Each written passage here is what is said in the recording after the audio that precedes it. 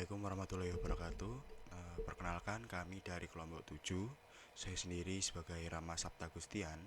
Di sini saya ingin menjelaskan uh, entity relationship diagram untuk sistem kerja toko online yang kami buat.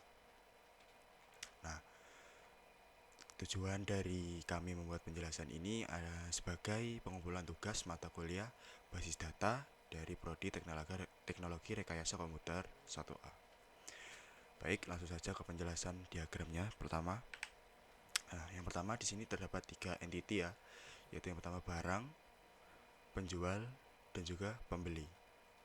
Nah, di setiap entity ini terdapat atribut yang dimiliki masing-masing.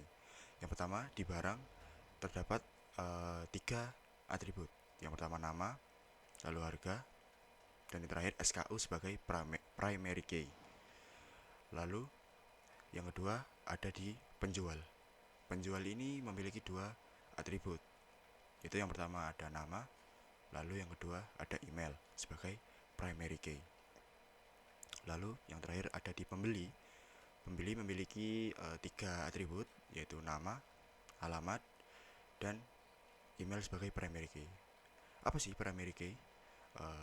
Primary key itu adalah satu atribut yang menjadi identitas utama. Nah, primary key ini tidak boleh sama antara entity satu dengan entity yang lain. Jadi ini adalah identifikasi utamanya dari entity tersebut. Nah, barang dengan pembeli memiliki relationship. Nah, apa relationshipnya? Yaitu membeli ini. Nah, kalau barang dengan penjual memiliki relationship juga. Apa relationshipnya? Yaitu penjual ini, kegiatan penjualan dan juga kegiatan pembelian. Jadi ini barang dan pembeli memiliki satu relationship, yaitu pembelian. Barang dengan penjual memiliki satu relationship sendiri, yaitu penjualan. Kita langsung saja ke penjelasannya. Nah, di penjelasan terdapat 3 entitas ya tadi. Entitas yang terdapat pada diagram IRD di atas adalah pembeli, barang, dan juga penjual. Pembeli, barang, dan juga penjual. Lalu terdapat atribut yang saya jelaskan tadi yang dimiliki oleh masing-masing entitas. Nah, di pembeli terdapat email sebagai primary key. Lalu ada nama dan alamat. Lalu di barang terdapat SKU sebagai primary key. Lalu terdapat nama dan harga. Lalu di penjual terdapat email sebagai primary key. Lalu nama. Dia hanya memiliki 2 entitas. Lalu apa sih relasi antar entitas yang saya jelaskan tadi, membeli dan menjual? Nah, jika pembeli membeli barang, nah ini pembeli membeli barang, nah itu memiliki nama memiliki sebutannya, yaitu relasi many to many, banyak ke banyak. Nah, apa sih many to many itu? Penjelasannya adalah seorang pembeli dapat membeli banyak barang. Nah, many to many, jadi banyaknya pembeli, sekian banyak pembeli itu dapat membeli banyak barang. Satu orang pembeli dapat membeli banyak barang. Jadi satu orang dapat membeli banyak barang. Lalu yang kedua terdapat satu barang dapat dibeli oleh banyak pembeli. Nah, kan tadi satu orang dapat membeli banyak barang. Nah, namun satu barang pun dapat dibeli oleh banyak pembeli. Nah, jadi itu penjelasannya many to many. Nah, apa sih solusi dari many to many ini agar tidak terjadi masalah? Nah, jadi diperlukannya tabel transaksi sebagai pesanan untuk pembeli dan barang. Jadi dapat ada lognya lah, ada catatannya untuk relasi many to many ini. Lalu yang kedua menjual barang. Menjual barang. Nah, relasinya apa? Yaitu one to many. Kenapa one to many? Nah, satu penjual dapat menjual banyak barang. Jadi satu penjual itu kan memiliki dagangannya itu banyak. Jadi satu penjual dapat menjual banyak barang. Namun satu barang hanya dimiliki oleh satu penjual. Jadi nggak mungkin kan barang yang sama dimiliki penjual yang lain.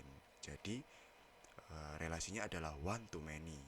Nah, untuk mencegah tidak ada masalah pada relasi one to many ini, nah solusinya adalah barang harus memiliki atribut ID penjual sebagai foreign key. Nah, jadi barang spesifik yang dijual oleh penjual ini harus memiliki atribut ID penjualnya. Jadi satu barang ini harus memiliki ID penjual yang khusus dimiliki oleh penjual tersebut sebagai foreign key yang nanti akan dijelaskan oleh rekan saya.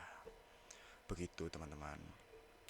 Sekian dari penjelasan saya untuk diagram ERD, Entity Relationship Diagram, dan yang selanjutnya akan dijelaskan oleh rekan saya yaitu Baiti. Di sini saya akan menjelaskan tentang implementasi entity pembeli pada diagram.